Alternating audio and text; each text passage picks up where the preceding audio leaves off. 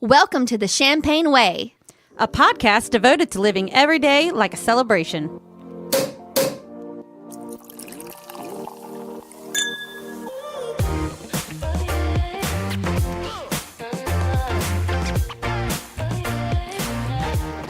Welcome to the show today. We're going to start by telling you a little bit about us and what you will expect from our show. Let's start with you, Lindsay. Tell us about yourself. All right. Well, I am in my mid-30s. I am a practicing attorney here in Nashville, Tennessee, and I am currently 7 months pregnant. That last one sounds like a lot. It's a lot. I'm ready for her to come any day. It's a girl. And when are you due? April 12th. So until April, she can't have any champagne. It's been a lot longer. I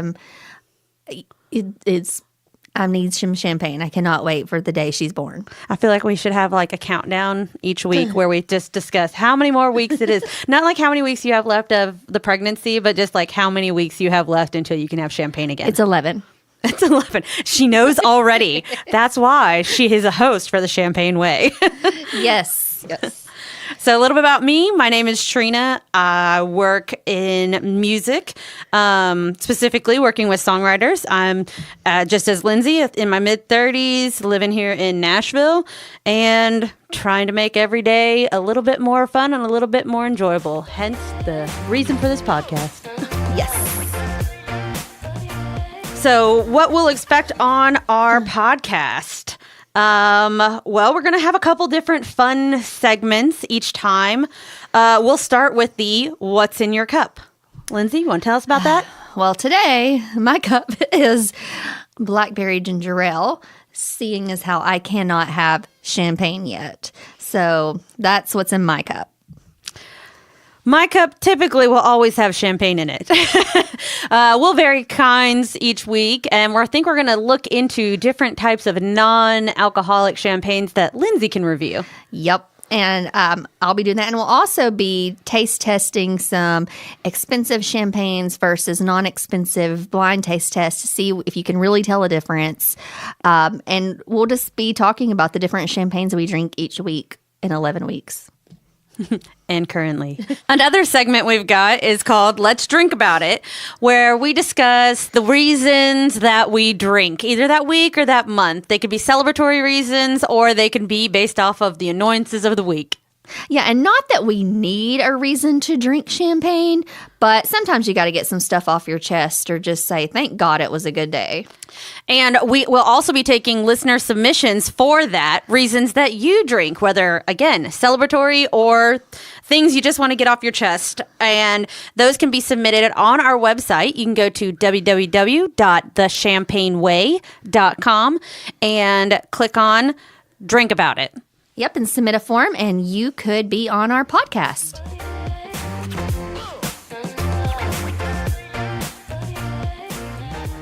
All right, on this episode, we are going to talk about New Year's resolutions and how we've probably already failed life in general because of them. We're about a month into the new year, and I think first on New Year's Eve, I was like, no, I'm not going to have a New Year's resolution this year because I usually have the same typical one, get in shape, get a little healthier, get a little more organized, and usually they don't last. I don't know about you, but... Well, I've made one, and so far, it is still good. What was your resolution this year? It is not to die giving birth. Well, so far, so good. So far, so good. I feel like I might die every day, being in my third trimester. And I still have forever to go. So I am not sure that it will succeed, but so far, so good. I feel like you're successful in this so far. You really have to get to April. That's the key thing here. Get to April. Or February, and after. Actually, I guess to succeed in that New Year's resolution, you need to make it past April. Yeah. Yeah, I am pretty nervous about giving birth, but I'm also ready to get her out of me. So we might have to do operation during the podcast. Yes. I mean, I was really good at the game operation. Does that count at all? Yes, absolutely. I mean, odd story though. Although I have no children of my own, I have actually gone through someone else giving delivery, being in the room and actually helping hold a leg up. Odd thing. I was in there. It was my sister. And all of a sudden the doctor just turned and looked and said, grab her leg. And so I did. Did you grab your sister's leg or the baby leg? Good clarification there. I grabbed my sister's leg and held it up. And all the while, her husband and his mom were behind her shoulder because she had a very strict don't go past the shoulder rule. You know, trying to keep her modesty, knowing that the doctors often don't care as much about that. And she didn't want to be showing herself off to the whole world. So she had all of us up above. So when he said he needed help with one more person, naturally the sister gets the job. Yeah. Well, I feel like you're a pro then. You'll be fine.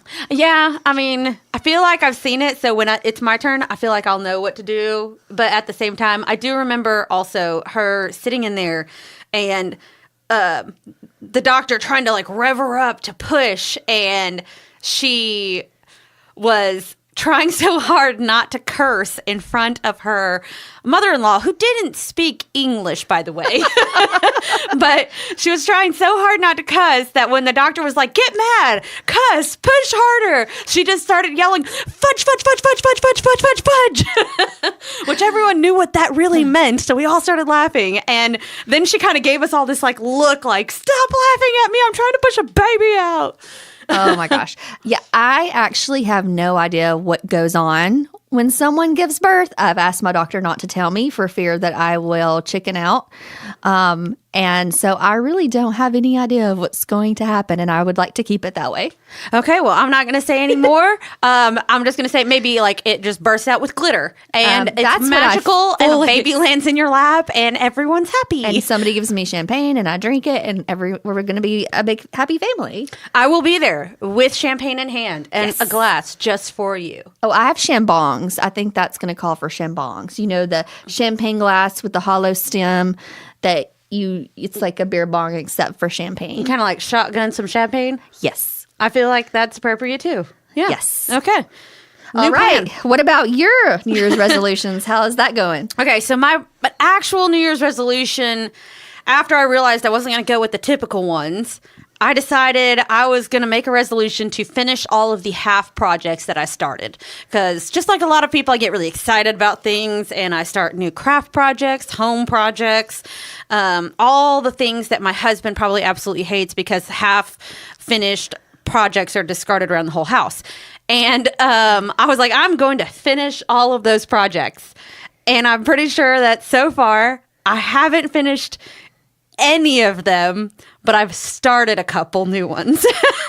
So, I mean, I've added to the list and I still have the intention to go through them and start finishing some of them. But yeah. Maybe you should just finish the 2 you started this year. Maybe it should start then. Start then. Well, I mean, so one of the projects was to start this podcast. So I feel like, that's progress. We're recording it. Yes. And I feel like that's my fault, which we'll get about it in the segment Let's Drink About It. So it's going. My resolutions, I still feel like there's time and there's hope. I haven't lost all hope in myself yet, but we'll see how that goes when we check in maybe halfway through the year. Sounds good. So let's get to the Let's Drink About It segment since you brought that up. Yes. So what have been your reasons to drink so far this year? Oh gosh, there are so many.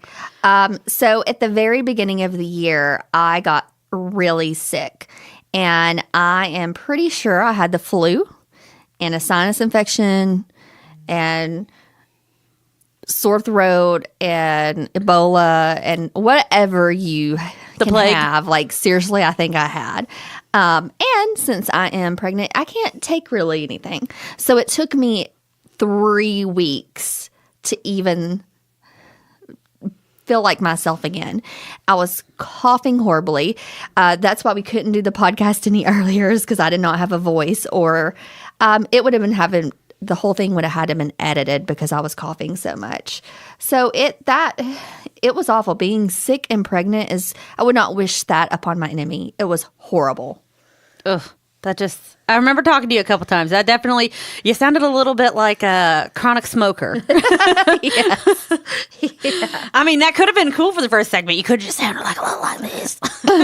Yes, maybe that would have made my voice sound better. I don't know. Did you ever see that Friends episode when Phoebe gets really excited about sounding like she's sick?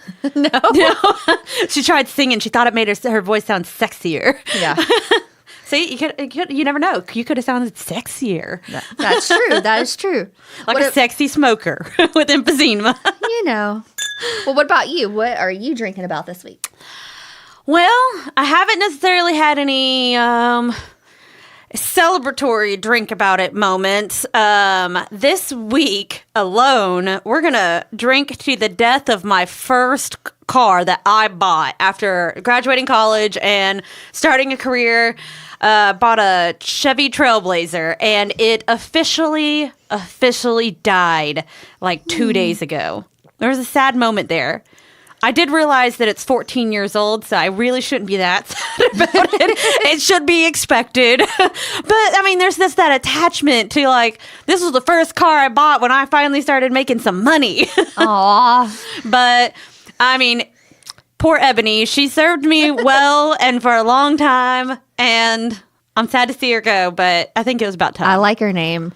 Yeah. My car's name is Bridget Bardot. Bridget Bardot. Yeah. I did not know that you had named your car that. Yes. She is, I think, a pinup girl from back in the day. Mm-hmm. So I can see that for your car. Yeah. Yep. That's kind of like, it's classy and sexy all at the same time. There you go. There you go. We've named actually each of our cars. So because I had the black Trailblazer, I also still have my very first vehicle, which was a old pickup truck from my dad, and it's like a ivory white. So we had ebony and ivory. Oh, fun! So now we're out ebony, but we still have ivory. All right. And then we got a soul, and it's white. So naturally, we named it Barry White because he got soul. That's true. I like it. There That's you go. cute. That's cute. We've not named my husband's car, but he did try to drive it in the snow a couple weeks ago and wrecked it. It's drivable. It's fine, I think, but that's another reason to drink. There you go. Another reason to drink. I would say my next reasons to drink this year so far would be going back to work after the holidays in general and catching up on the 200-something emails I had built up in my inbox. That is a reason to drink right there. Celebratory drink would be I knocked out about 50 last week. So there's something right there. You made progress. I made progress. And so another random thing is that I'm recovering from a hip surgery I had back in late November of last year. And I have started walking with just a cane, kind of like just this weekend, and I'm feeling really good about that. So I feel like that is a very good reason to drink. So I do have a positive. And you were in a wheelchair for a while. You couldn't put any weight on that leg. Yeah. So, and crutches, if anyone has ever been on crutches for an extended period of time, you know how horrible crutches are. So I am so thankful to be done with those. That is something exciting to drink about. Absolutely. So I'll take that. My exciting thing is our crib was delivered. And it is in a box bigger than my house. And it's still in that box because it's very daunting. And my husband and I walk by it every day. And we have no plan or intention to put it together yet. When I went by it yesterday, I don't know how y'all are going to get it upstairs. So there is that. I think, oh man, if only you could drink. Maybe I'll sit there with a bottle of champagne and we can sit there and boss your husband and my husband around while they try to put it together, and we can laugh about it. I like it. I think it will be a team building activity. Yes, for sure. Team building of them, not us. Yeah, the husbands. The husbands. That's what we will refer to them on this show, just the husbands. The husbands. The helpful husbands, though. We do appreciate them. Yes, for sure. All right, we're going to end the show today with a champagne trivia from Lindsay. All right, guys. So if you wanted to fill your bathtub up with bubbly champagne, how many bottles would it take? Now, would these be standard bottles of champagne? Regular bottles. All right. Regular, normal size bottles. I have no idea how many that would be. So I'm curious to see how many, how many guesses we get from people. Yeah, for sure. And how do you enter? Go to thechampagneway.com and we'll have a spot on there that you could enter as well. Yes.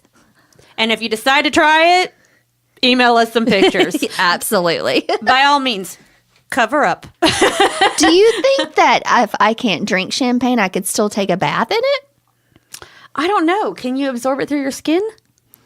Maybe we'll do that as a champagne factor trivia next episode. Yes.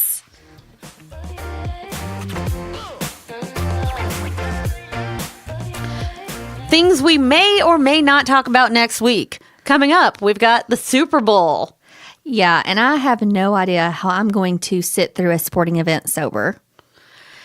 I just don't really care about either of the teams, so all I can think about is what food do I want to eat, and actually now I'm thinking about what I want to drink. Champagne, obviously, but regardless of who wins. And also what commercials I'm excited to see. Still not excited about being sober.